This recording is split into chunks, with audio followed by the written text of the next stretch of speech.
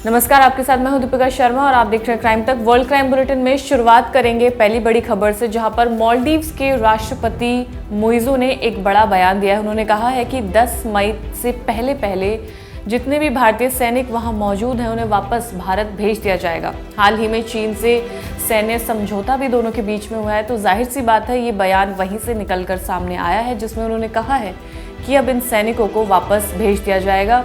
उन्होंने ये भी कहा कि अब जितने भी सैनिक वहाँ पर आम कपड़ों में मौजूद हैं, यानी कि जो यूनिफॉर्म में नहीं हैं, तो वो ये ना सोचे कि उन्हें वापस से मालदीव्स में रखा जाएगा या उन्हें तैनात किया जाएगा।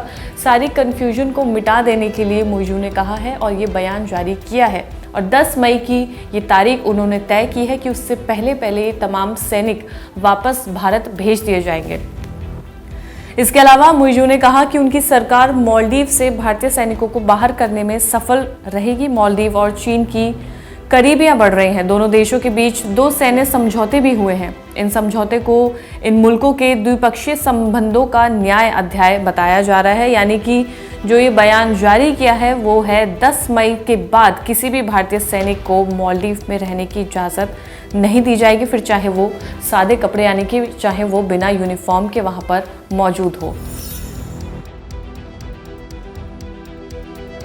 और अगली खबर सामने आई है, जहां पर ये बताया गया है, ये दावा किया गया है, दरअसल एक वीडियो वायरल हो रही है, उसमें ये दावा किया गया है कि रूस ने 7 भारतीय नागरिकों को उनके ऊपर प्रेशर बनाया है, उनको ज़बरदस्ती ट्रेनिंग दी गई है और यूक्रेन के खिलाफ जंग लड़ने के लिए मैदान में उतारा गया है। ऐसा इन 7 भारतीयों का कहना है, जिन्होंने वीडियो जारी करके बताया गया कि उन्हें धोखे से इस पूरी आर्मी में भर्ती कराया गया था। उसके बाद उन्हें ट्रेनिंग भी दी गई जंग लड़ने की। इसी के साथ ये पंजाब के होशियारपुर के रहने वाले 7 लोग हैं जिन्होंने वीडियो जारी किया है। रिपोर्ट के मुताबिक रूस में फंसे इन भारतीयों ने विदेश मंत्री एस जयशंकर से भारत लौटने में मदद करने की अपील की है। उनका कहना है कि उन्हें कभी भी यूक्रेन के खिलाफ युद्ध लड़ने के लिए भेजा जा सकता है, यानी कि तमाम लोग परेशान हैं। भारत सरकार से ये अपील कर रहे हैं कि उन्हें वापस भारत बुलाया जाए, क्योंकि रशिया ने धोखे से उन्हें इस आर्मी में रखा है और यूक्रेन के खिलाफ जंग लड़ने के लिए उनके ऊपर प्रेशर बनाया जा रहा है।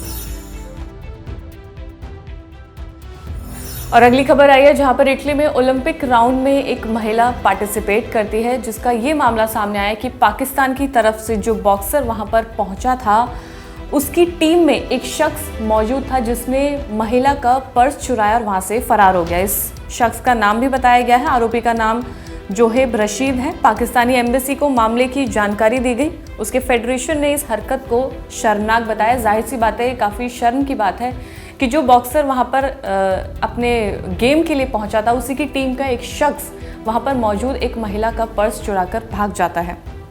फिलहाल मामले की जांच की जा रही है।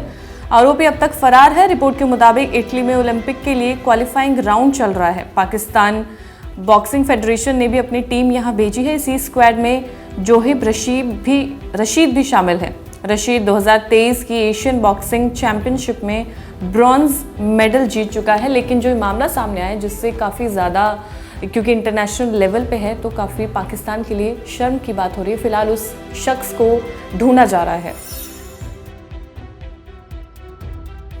और अब अगली खबर, भारत ने पाकिस्तान को कई ऐसे वर्ल्ड स्टेजेस पर यानी कि वैश्विक मंचों पर खरी खोटी सुनाई है, क्योंकि कई ऐसी चीज़ें सामने आती हैं जो पाकिस्तान की तरफ से होती है। पाकिस्तान में कई आतंकियों को पनाह भी मिल चुकी है, लेकिन वैश्विक स्तर पर पाकिस्तान को खरी खोटी सुनाई गई है, जिसकी वजह से उसे काफ़ी जगह पर अलग थलग महसूस किया गया है। भारत ने कई वैश्विक मंचों पर भी पाकिस्तान की आतंकवाद को पनाह देने की आदत का खुलासा किया है।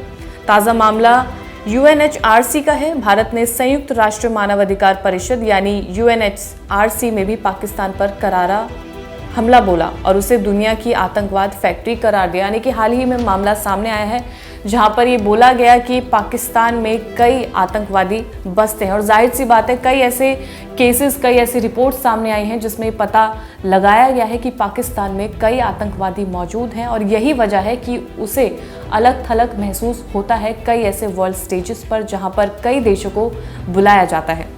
खैर, पाकिस्तान की तो बात ही अलग है। फिलहाल इस वर्ल्ड क्राइम बुलेटिन में इतना ही। ताज़ा खबरों के लिए देखते रहिए क्राइम तक।